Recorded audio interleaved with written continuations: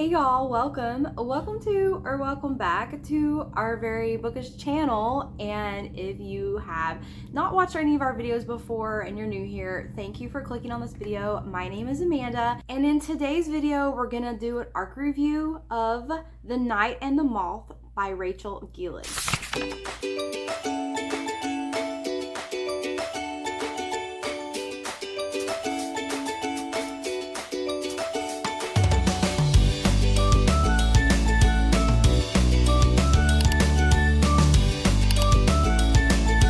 So first, of course, I want to say thank you to Edelweiss and to Orbit Publishing for gifting me an electronic arc of The Knight and the Moth. Orbit is one of those publishers that I just consistently get good books from, and I really like them. In fact, when I see the imprint, I'm like, ooh, that's by Orbit. I need to read that book. I just feel like they have been really consistently putting out books that I like.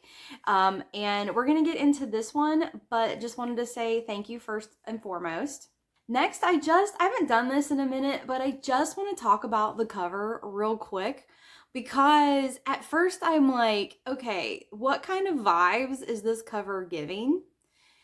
But when you read the book, this cover means so much. There's so much symbolism in this cover of what the book entails. It's amazing, and I have just really grown to appreciate the cover.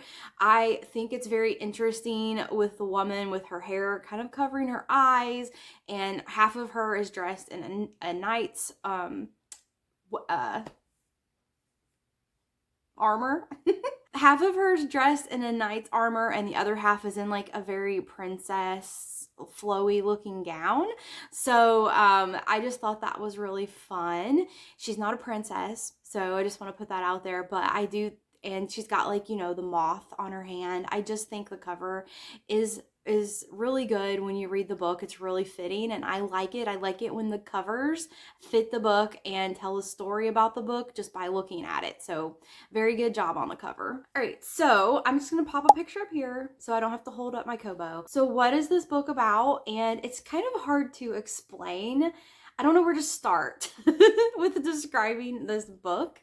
I guess this book starts around a magical spring, and this magical spring and the people that live in this area have built a church around this magical spring. And really wealthy people can pay this woman that runs the church. They just call her the Abyss. They pay her to have a diviner dream for them, and it's kind of like fortune telling. Like, they will see omens and then will tell the person if the omens are good or bad. There's 5 omens, and they go through them all, and you could have all 5 good, all 5 bad, 3 good, 2 bad, you know, any combination of the omens could be good or bad. And the way that this is done is there are 6 diviners, and one of the diviners will be drowned in the spring and dream, and then they're woken up from their drowning. Then they tell everyone the omens that they dreamed about. So 6 is one of these diviners. There are 6 diviners. When they become diviners, they kind of leave everything of their old life behind, and they're usually children when they are picked by the church and decided they're going to be diviners. So they don't even remember a lot of things, like even their names. And they're just given names 1, 2, 3, 4, 5, and 6.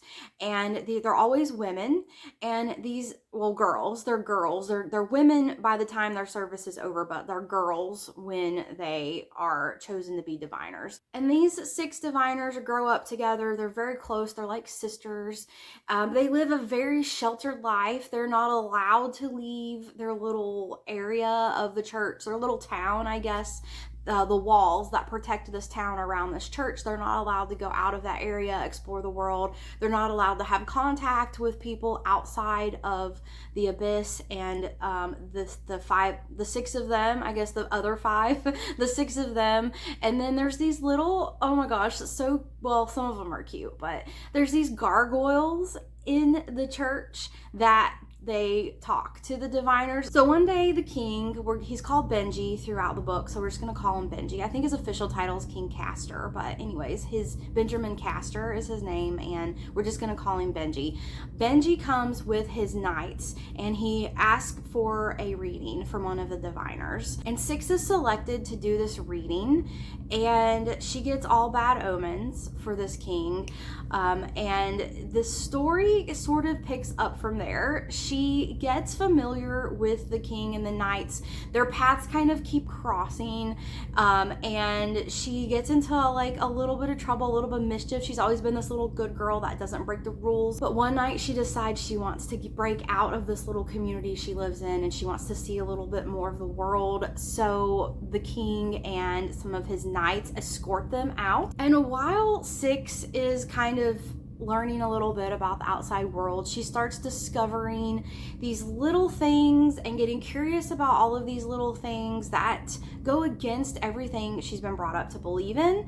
So she gets more and more curious, she gets more and more brazen, and just all kinds of stuff happens, and she goes on this journey to seek the truth about what's really going on with the church, with the town, with the diviners, and that's really what the book is about. But it's a lot deeper than that. There's a lot to uncover and unpack about this world. Also, the romance, oh my gosh. You guys, Roy is one of Benji's knights, and he's the main romantic interest of Six.